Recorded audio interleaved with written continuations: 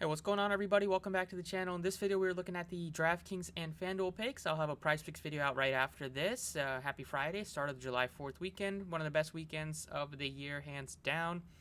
Good day yesterday if you watched the videos. PrizePicks went 4-1, so able to get you a 2x return on a pretty ugly board if you played the 5 picks. And the DFS video was pretty solid as well. 2 out of the 4 hitters went yard with Joey Votto, Kyle Schwarber. Hap was solid, and then Drury disappointed a bit, but still a good day overall. Let's go ahead and get into today's video. As always, you can hit the like button for me, subscribe if you haven't already, and you can check out all the other links down below. Check out the website if you want to join, PrizePicks code, Twitter for updates, more picks, all the good stuff is down there. So starting off today, looking at the lineups. First game up, we have 10 games on the main slate today. We got Corbin Burnes going up against the Pirates. Love Corbin Burnes in the spot. He gets a good matchup against the Pirates. They strike out a good amount. They have a ton of lefties in the lineup, so lots of lefties, which won't be. Let's see how he does against lefties. We can look over on RotoGrinders Plate IQ to get the full breakdown, but I'm not worried about him at all. You got a lot of young players, which do have a ton of talent, but they also will have some swing and miss. Pirates have most of the hitters in the Pirates lineup are striking out north of 20%. So it starts off with 27% K rate. Overall, you got a 23% aggregate K rate in the lineup. Some guys high 20s, lefty Suzuki over 30%. Ultimately, Burnes is great against both sides, even better at striking out lefties, so nothing to worry about too much there. Love Corbin Burnes in this spot. Next game up, you have Brad Keller against Michael Pineda's back. Probably be on a bit of a pitch count. Not too interested in either pitcher today. You can definitely look to like Riley Green, $2,400 as a value. He gives you some upside at that price tag, and lefty-righty matchup. Keller's not the best strikeout pitcher. We got the Yankees against the Indians. Maybe some weather here, but Garrett Cole looks solid, but I do prefer Corbin Burnes. He gets a better strikeout matchup. Indians just don't strike out much, and maybe some rain concerns could definitely not make you want to play any pitchers from this game for the bats. Definitely the Yankees side looks okay, but there's some other stacks I'm looking at.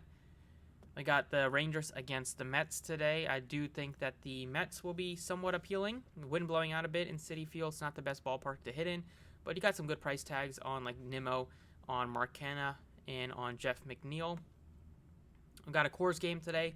Absolutely amazing pricing on Coors today. You got a couple of guys below like $3,000 on the Diamondback side, below like $2,500 with Buddy Kennedy and the catcher potentially.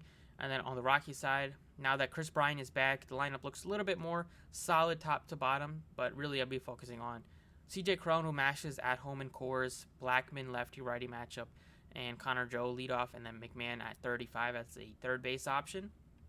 Probably my favorite stack today will be the Twins side. Twins and Coors are the two spots I'm really looking at.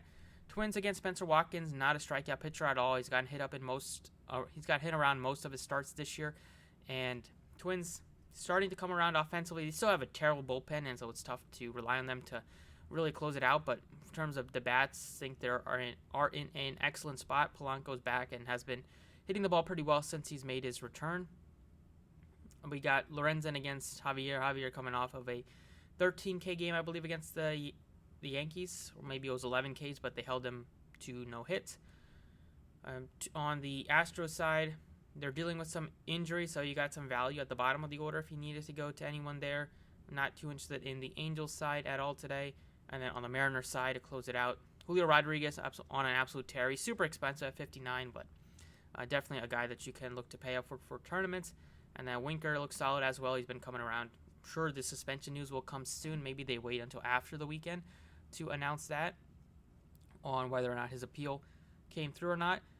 And then we have the Blake Snell against Tony Gonsolin. Gonsolin has been super consensus this year. Snell has been solid for most of his starts. Not too interested in the offenses today, except for like Justin Turner coming off 2 home runs last night. We know he's always good against lefties, so he'd be one guy to consider.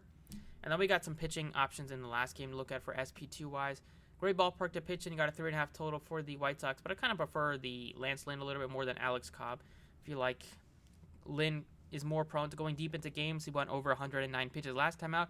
I know Gabe Kapler from the Giants side, he likes to take pitchers out after like 80-something pitches. So if I had to pick one pitcher, even though Giants have the higher total, I still prefer going with Lance Lynn. Going back over on DraftKings, First guy I'm putting in here is going to be Corbin Burnes. Just monstrous strikeout stuff. He already has 119 Ks. He's a workhorse. Goes super deep into games. He goes, if sometimes he gets in trouble with the walks, but he's gonna at least go deep with the pitch count. 100 pitches, nothing wouldn't surprise you at all. Put up 33 fantasy points earlier this season against the Pirates with 10 strikeouts. Definitely something he can replicate. And that second pitcher I'm going with is going to be a value in Lance Lynn. He's only $7,600. He was really good last year and the year before that. Is just coming back from missing a lot of time, so he's given up some runs so far in his first 3 starts. But he went 109 pitches against Baltimore, had 8 strikeouts, almost went 7 innings. And last couple of starts, he got only 15 fantasy points. That's okay, but definitely upside for a lot more with the ballpark, and Giants don't have the best offense minus like Peterson. So those are the two hitters, or the two pitchers I'm going with in terms of the bats today. Like I mentioned, it's the Twins and the Rockies, and the Diamondbacks are my favorites in terms of getting most of my hitters from that game. Starting off with TJ Crone at $5,100. He's been having a great season for the Rockies. He hits right in the heart of the lineup. Anytime you want to play Crone, is always going to be at home in Coors. He has 13 of his 17 home runs at home in Coors. 352 average. He has hit pretty well against the Diamondbacks this year. 300 batting average with only 1 RBI, but 3 hits that span. But we know that Merrill Kelly is an okay pitcher, but he will give up some runs, and at home in Coors, anything can happen. He's given up 3.64 ERA, 34 earned runs. So he's done a good job of not getting absolutely blown up. But you can throw all that stuff out the window at home in Coors. He got blown up one time against the Dodgers. But really like the Diamondback side more than the Rocky side, but I want to get to Crone at least just as a monster first base option. Second base, going with Jorge Polanco. He's only $3,900. Been on a hot streak since he's been back. 351 average, 3 bombs in his last 10, with some upside for stolen bases. I don't know if he's had any. He's had 3 so far this year. We know that he does give you upside for those, maybe as he kind of works his way back to full speed. Over at third base, favorite plays would be going down to maybe like a Josh Rojas. You can consider Justin Turner, lefty-righty matchup. We know he crushes lefties.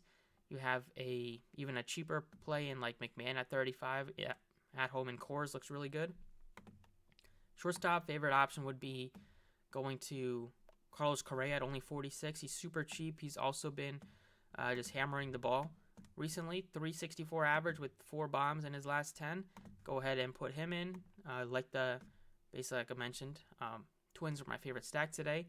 And then in the outfield, you can pay up for Buxton if you wanted to. He's 57. He's pretty expensive. You can maybe go down to some of his other teammates, like a Max Kepler's pretty cheap. But on the Diamondback side, he got some really, really cheap plays here with Peralta is only 37. Thomas is 35. Varsho, 48's more expensive than the other guys, so I'll probably prefer Peralta and Thomas more. Peralta's been better recently. 313 average, home run. He's on the road, at home. I mean, not at home. He's on the road in Coors, where he has had a lot of games just being in the same division.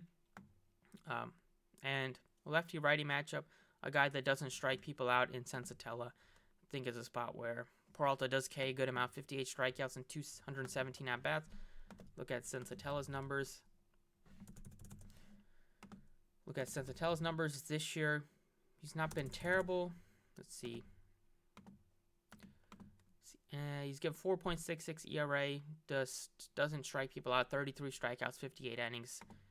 Yeah, at home in Coors, he's actually been decent, but he's given up 3 out of his 4 home runs in Coors, and still no strikeout upside at all at home. 17 strikeouts and 38 innings compared to 16 and 19 on the road. So hopefully these Diamondbacks hitters are able to do some damage against him. But ultimately, that's what I got for you guys in terms of the core plays today. Burnes, Lynn, CJ Crone, Polanco, Carlos Correa, David Peralta are my favorites. In terms of home run picks, any of these 4 would definitely be on my list. Probably my favorite would be Carlos Correa, then Crone, Polanco, then Peralta, and then definitely Buxton would be on the list as well. That's it for DraftKings. Go ahead and take a look at FanDuel. So on FanDuel, pretty much the same deal, same type of players and the teams I'm looking at. Starting with Corbin Burnes as the pitcher. He's most expensive on FanDuel than Garrett Cole, but definitely makes sense. And we got a ton of value. Coors is cheap on both sites. You got $900 for Ketel Marte. I think he looks like a great option. At second base, still going to look to pay up for Crone. You can maybe go to like Christian Walker if you wanted to go cheaper. But I wouldn't be surprised if Crone continues to mash in Coors. Carlos Correa's been really good recently, and he's only $3,400, so not crazy expensive. And then David Peralta, only $2,500, super cheap for a guy hitting in the middle of the lineup in Coors with one of the highest totals on the slate. So that's it for the DFS videos today. If you have any questions, you can leave them down below in the comments. And be sure to check out the PrizePicks video out, which I'll get working on right after I post this one. Best of luck today. Hope you guys get your weekends started off with the win, and I will see you all next time.